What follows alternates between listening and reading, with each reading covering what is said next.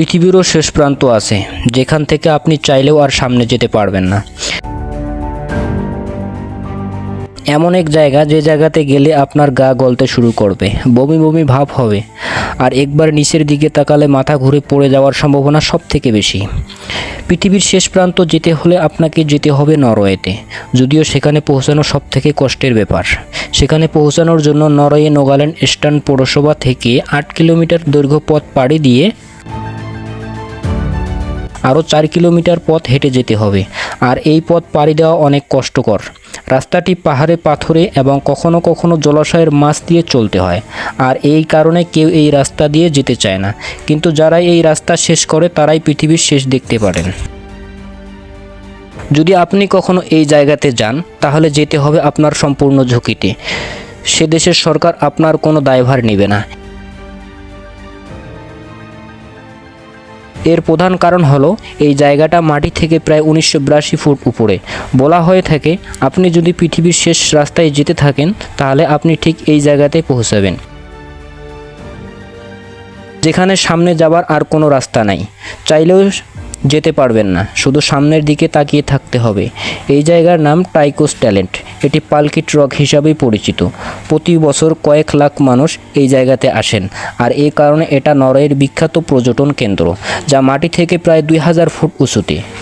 সবথেকে অদ্ভুত ব্যাপার হলো, সামনের ঝুলন্ত অংশে আপনি ফাটল দেখতে পারবেন, চারপাশে কোনো ব্যারিকেডও দেখতে পারবেন না। যে কোনো মুহূর্তেই দুর্ঘটনা ঘটতে পারে, আর ঠিক এই কারণে পৃথিবীর শেষ দেখতে গেলে সে দেশের সরকার আপনার কোনো দায়ভার নেবে না। আপনি জানলে অবাক হবেন, এই জায়গার মানুষ এত কৌতূহল যে এখানে বাতাস বোতলে ভরে বিক্রি করা হয়। বলা হয় পৃথিবীর শেষ প্রান্তের বাতাস সব থেকে বিশুদ্ধ, আর এ কারণে সেখানকার আধা লিটার বাতাসের দাম প্রায় 1500 টাকা।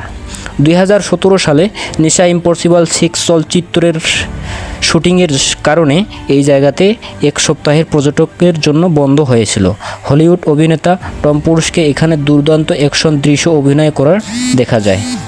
ধারণা করা হয় প্রায় 10,000 বছর আগে বরফ যুগে সুবিশাল এই জায়গাটি তৈরি হয়েছিল।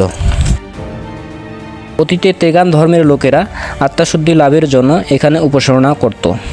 1900 সালে সর্বপ্রথম এই জায়গাটি পর্যটন ব্যবস্থা চালু হয়। দুঃসাহসী পর্যটকরা নানা রকম কর্মকাণ্ডের মাধ্যমে এখানকার রোমাঞ্চ আরও বাড়িয়ে নিতে আসে। তারা বেস জাম্পিং, বেঞ্চশুট, রক ওয়ার্কিং, ক্লিফ হ্যাকিং বা ফ্রি হ্যাকিংয়ের মতো নানা ধরনের অ্যাকশন এক্সপোর্ট করে থাকেন। সাম্প্রতিক সময়ে একাধিক পথ কালচারের মাধ্যমে বিশেষ এই প্রাথমিক জায়গাটি জনপ্রিয় হয়ে উঠেছে, আর এটাই পৃথিবীর শ্বাসরুদ্ধকর ভিউ পয়েন্ট। তবে বিজ্ঞানীরা মনে করেন, পৃথিবী যেহেতু গোলাকার, সেহেতু পৃথিবীর শেষ পয়েন্ট বলে কিছুই নেই।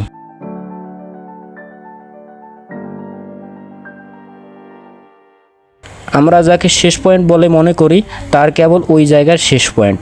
এমন আরও শেষ পয়েন্ট পৃথিবীতে থাকতে পারে, কিন্তু তারপরেও প্রতি বছর কয়েক লাখ মানুষ জীবনের ঝুঁকি নিয়ে হলেও পৃথিবীর শেষ প্রান্ত হিসাবে নরওয়ের পালপিটলো দেখতে যায়।